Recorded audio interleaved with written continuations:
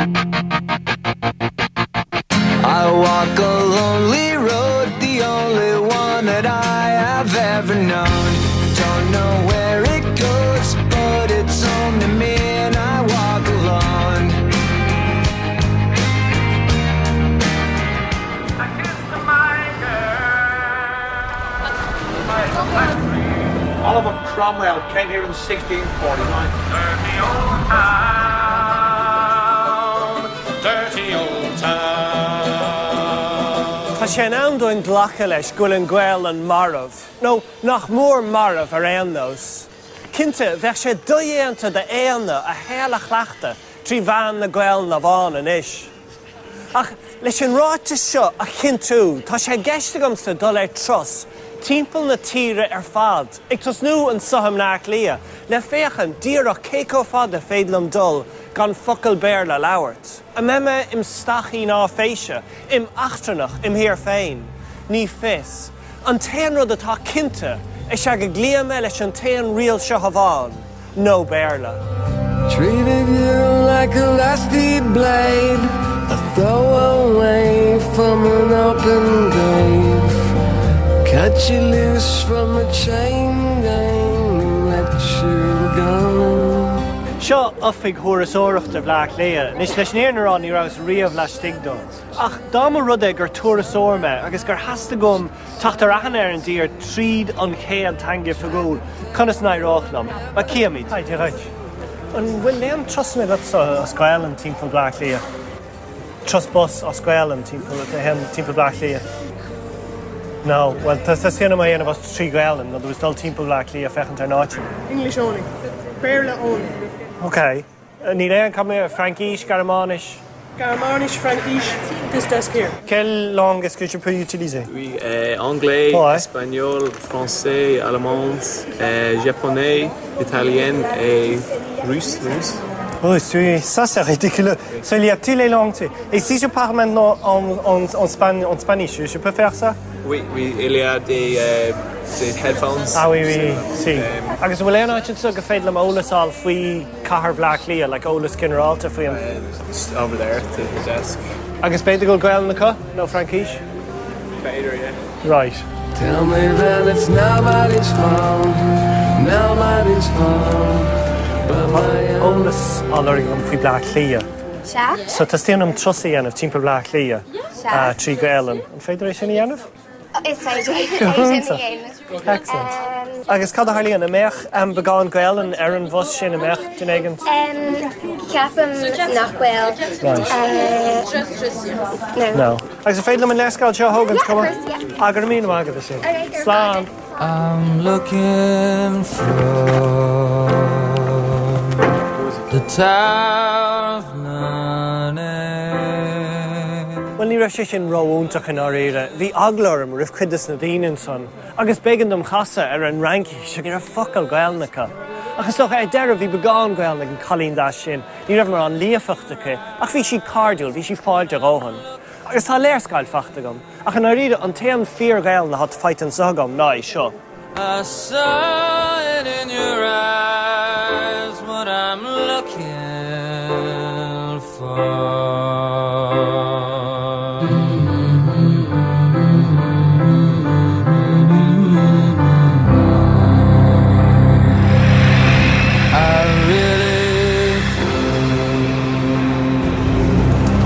Some said the reason that he had so many children was that she was hard of hearing.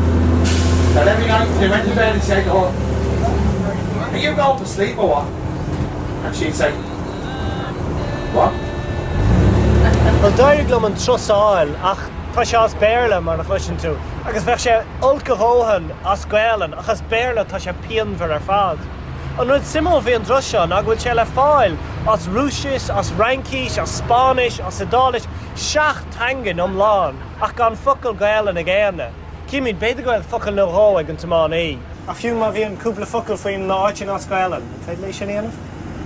No sprechen the Irish, no. And then to as Garamanish, no, Antangela, as Frankish? No. Okay. No. Deutsch oder Französisch? No. Nick Farr. Okay. No. No, right. Aber so sin Chapelle Nave Patrick, end of my shin. Just begun Gaelic. No? Oh yeah. Okay. Come on. Okay, slán lad. Slán. Okay, we're leaving stop number 12. Welcome aboard. 70 here to the left.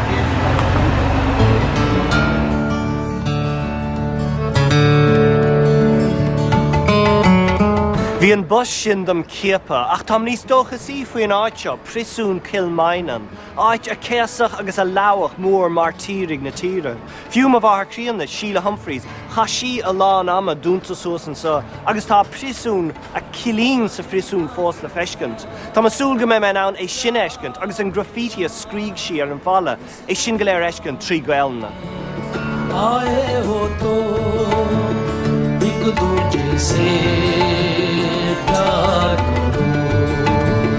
Hi, Gerard. Well, I'm Courty of Gadi Killeen Vartriana, Sheila Humphreys. Fail me any of? Sure. Don't Le just right when I'm fine, or will I go fail I'll get somebody for you. Be great.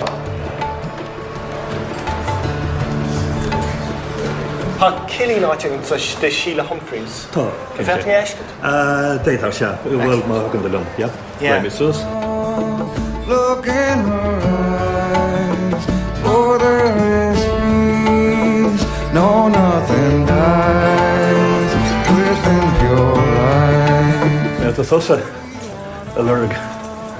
Sean Sheila. Killeen Mawar created Sheila Humphreys. Yeah. There's Killeen on similar father. Yeah, come of our training, because Sheila was irritating a kind of ancient and free night, and so you're scared to go, Nick. Well, Christ. Yeah. Jesus, that's your dork. Promises given and promises broken. Chach me Januar, Breshagus Trachalar, Stal Gokras, son the Kusha.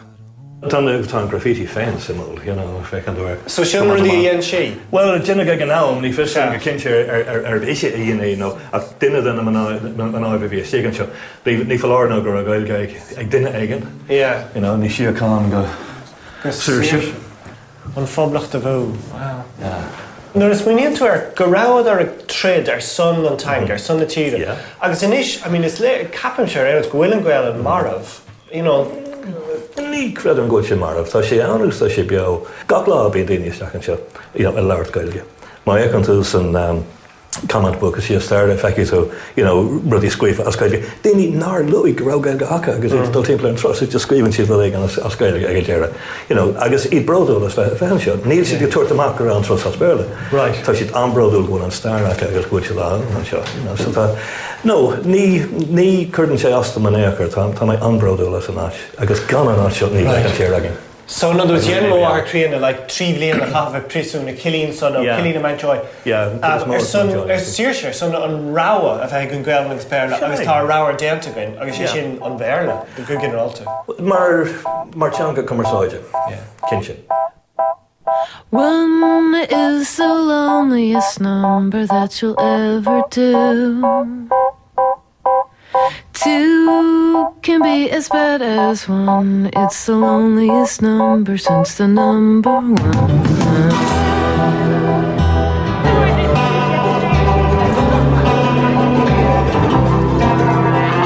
Can the captain will Tangan Gwell Marov? Don't speak Irish. Fedlum Keshta Current? Neil Gaelga got? Fedlum sa Keshta Current? Fwyn Gwellen? Fedlum Keshta Current Fwyn Gwellen? Will Gaelga got? No. Is it an Gaelga? Will she Marov? Don't know. Will she Marov? Captain too? Yes, definitely. Okay. So will she Marov or will she Bio? I have no idea what you're saying. Okay. Will she Marov? Captain Goel. Well, Garamaga this year. No, but it's not. Watching the people get leery.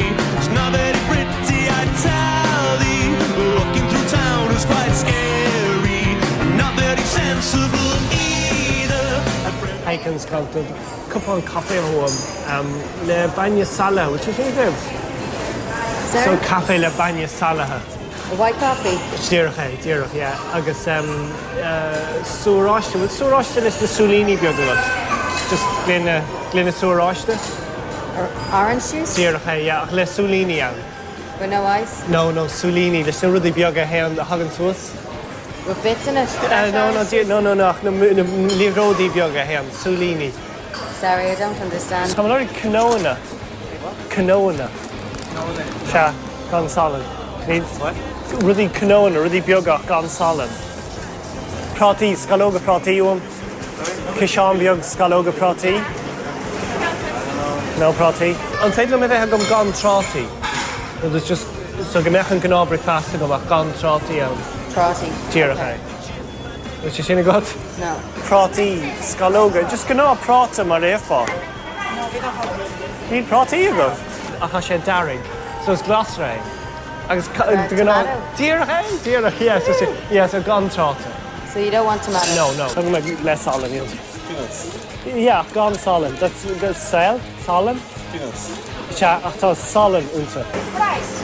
Dear hey, sha, prati, sha, shinian. Sha, Margaret, Scaloga prati. Does anybody left in here who that doesn't want to be out there? Vis a gairi croite fwy naum sio. Biaca chredor nach ref bresh gwel na mwahin sin. Vartig me dul go garnog na gaintori a marin champol, agus impi go dírach ar phobal na cara. Fianna seo. Seo tá uamór van jou. Fianna seo go bhfuil an ghaelan fós bio. Éistigílum, impiamarv, éistigílum. Tus a rinúasal, impiamart. Nach bhfuil ghaelan, nach bhfuil fiú focal ghaelan sa chahar seo. Ol ghaelan na gotsa. Bhfuil éanan sa ha ghaelan gan bochan sin. Fia caig bhfuil focal éigen na ghaelan. Fia, ha cuig fúnta gom go éanna go bhfuil códá cart ghaelan na colum. Éan ar bit, bhfuil ghaelan wacha, bhfuil idir sásta leabhartas ghaelan lum sanis, an so I baran champol, a bhfuil ghaelan na ghaibse, a bhfuil ghaelan I bhór gríthe. A bhfuil bhar fiach impia marvin is, caig bhfuil dinégan sa le ghaelan na cá. Caig, ha ghaelan na gotsa, fiach ha, nach bhfuil ghaelan na got. Beidir go raibh ghaelan lawn, a cinta ní bhór mise é an rian di. It's mar sin bhfuil éana neachar le ghaelan. Níl.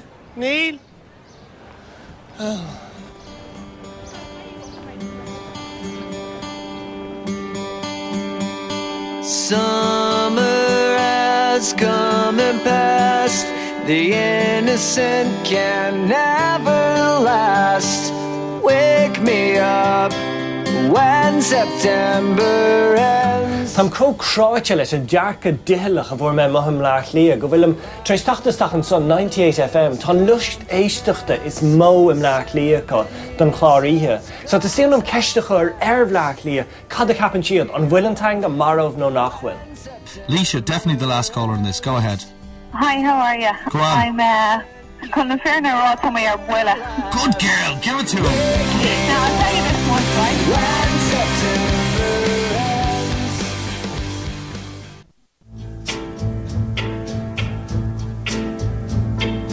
If you see me walking down the street and I start to cry each time we meet, walk on by. Treis nar airig ro wahar na sráidnilum, vartig me cheisnachar dina 98 FM. Vis kinte go jochan an dearcha dúltach céalna I lethnatanga.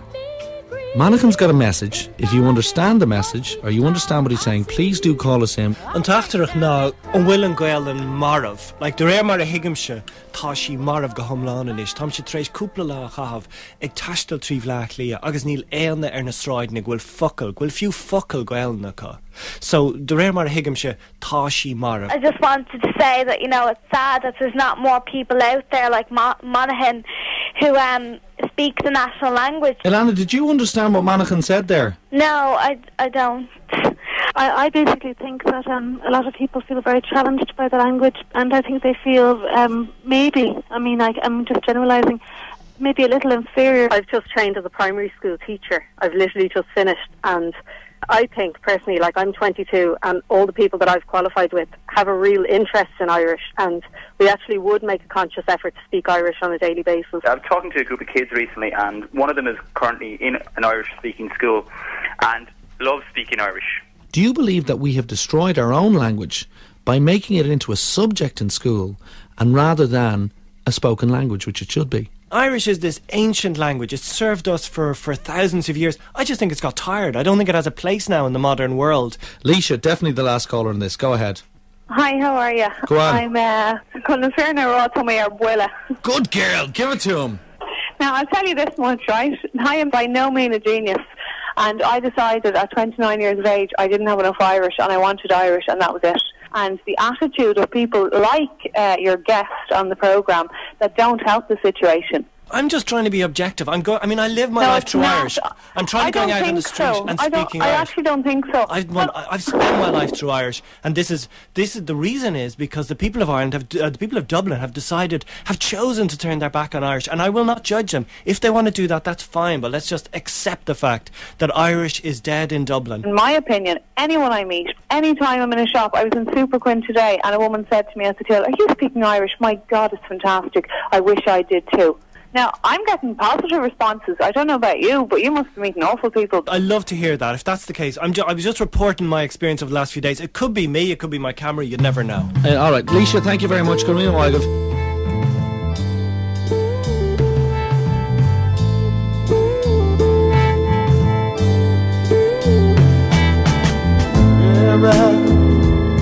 You understand me now. Chur fragrín an nína únaram.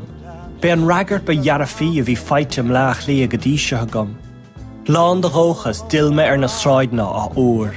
Bhí léirscáil a lurga gom. Ach an méach pobl na carach có jarafach as bhí lucht éisteacht an radio.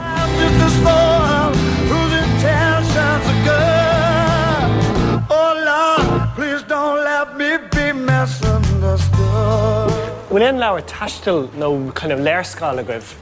Ian such as gná, yeah. Like the boher mark author and gan sin nach níl na hanamnacha. Cowan na boher?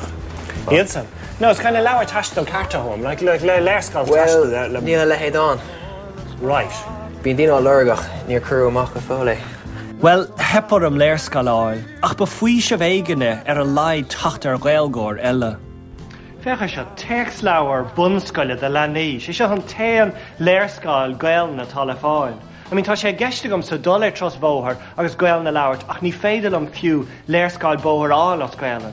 Tá timpeall 3 mapan so le cúpla bóthire. Seo an téan rud tal fáil as gailen mar léirscáil. Aisteach, facha? I'm like a stranger in my own hometown. I'm like a stranger. Timpeall nócha bliana hen hánig na chin han uncle dí ó rathalaí go dtí an áite an GPO le litir a seola. Bhí sé seolta as ghaeile agus ní cardíochtdóibh mar gandát be an Royal Mail a bhí a gceannas an áite a gnáim. So an lád ar gceann hána sé ar náis le den ó eile duine agus cheasadar ag gach contúirt go dtí faoi léire go leg an Royal Mail dóibh le litricha a chur agus iad seolta as ghaeilin. So ham se an tréal in neamh agus fechant chunas na roiglum le litricha seolta as ghaeilin. Hi, dear right. Follow my shinachar, good deal Nolan. Nócha. Kevin, Nócha. Agus ceise bhfuil dul topic a róhan. So, a meisiánaí rá lá? Yeah. Meg. Or law 1. Okay, go hontach. Well, no, han ceann seo dul the public na Secha. Meg yeah. Euro tahad. As an téimna del an ceann sin, a sé dul an team. Yeah. Agus a rís caffar dinéigen té híú más féidir. Nuair a thugann a fear an foiist an litir, gus déanann siad síú.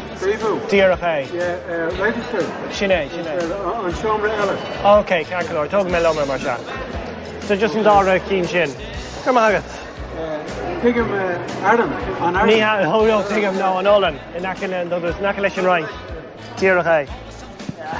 Gur mágad tá. Lám. Well, ní raibh sé sinró, gus tá dairig am stampaáil, ach capteir gur bé an Olan níl an áran, so nádar an áíide a racha siad seo. Ach léon scéil, tá níos fearr ná bhí leis sé an hín han úcail ar ennos. Tá súlan is cin roigló sin dá lá éigent.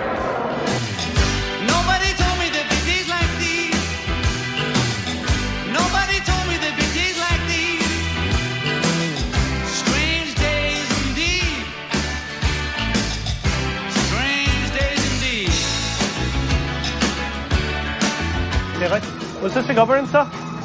Well, tu sig obair anta? Tá fuaimríon ála go gom. Fuaimríon de tutsi. Tus go eisiach le déine? It's upstairs. Son? Yeah. Take it over. Chuck Chow like Scanon. Chow agus Chow down though, Chishin. How Chishin? Like Chow down there, no Rudegan Toll in Africa, no on Australia. Citizen Star. Cahunta. Okay, Germaga.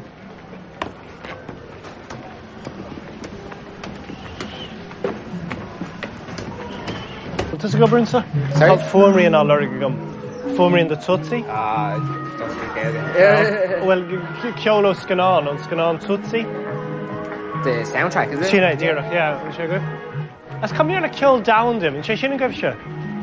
You know, like Ceolo in Africa, no, in the Martian. Yeah, sorry.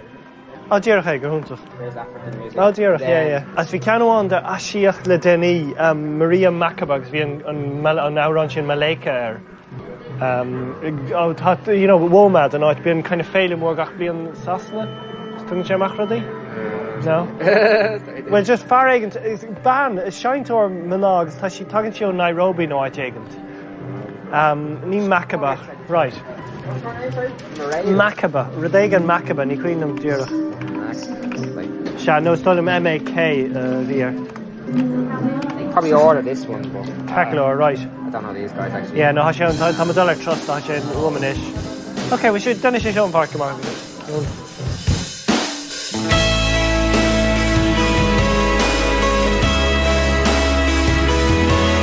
Tom Reaganish, ach Sullivan, tar Rudavon Elega, Dastionum Denov. The rare ach na dangache figula, Ravila Sitri, Bekarke meach mission and Dolle Jangaval, like ach Kolach, gach board, gach Geneviach star, tree gelne. So shin rud the veg a yenavagum, ire on trusser fad, Beme Denevir of Machas, a flay, lohishin. Quidis na Kolach di ga federlum, ga cart ga federlum, Dolle Jangaval lo. Na on Ryan Talavicht agus Bia, on Ryan Alien Sport agus Tourasorachta, Ryan Commerside and Maragas Achnavina Aldorja. On Gaelga, which he Marav. What's that? Language. I can't talk on the other way. On post, on Tudaras Ardadachish, Apso. Are you talking in Irish? Yeah. No, I can't talk Irish. Okay. On Chamishun, Real Finev, Horace per Aaron, Board Funter Hunte, Horla Hair Dicht and Heron. Will it well give Yono Marav? Okay, Germagat. Ryan Gnohi Pobble to agus Gweltachta, Gandout, and Ryan Cossenta, and Ryan Adachish agus O'Liachta. If you look at it back in, say, 1916 rebellion ages, where people who actually died to give us our own language, so I suppose we should be supporting that, but in a way we're not. So maybe a lot more should be done by the government. So Hampshire can dull Idangaval le Busach Liardu, scream a Riafos Kuha, as Gwelan agus as Béarla, ara gur heporum Trusaluha as Gwelan, agus scream a Coma litter goody Surveyracht Ordinish na Heron, ara nach vetame Leirskalan as Gwelan. Kimi Kunas Nairome, scream a Canavan as Gwelan as Canella as Béarla.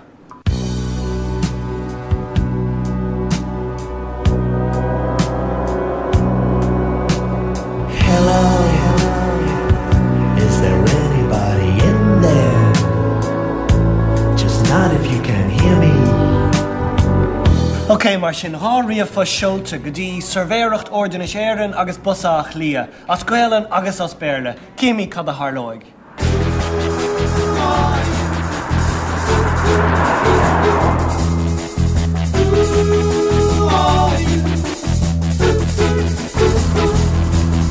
Well, sin blach Lia Denta, ní raibh seo có hulkin áíre, ach bate bead na achtanich bawó a bhí fáilteach, bhí cuid amínta na háite cuisach dúltach in áíre, cuisach déhalach fiú. Ach an isis tá a fágan blach Lia im dhéag, tam condol ó huaig go bell ferste, na stíardam sin an M1, agus fágan mí nish as Kimi cunas meg rudaí ó huaig.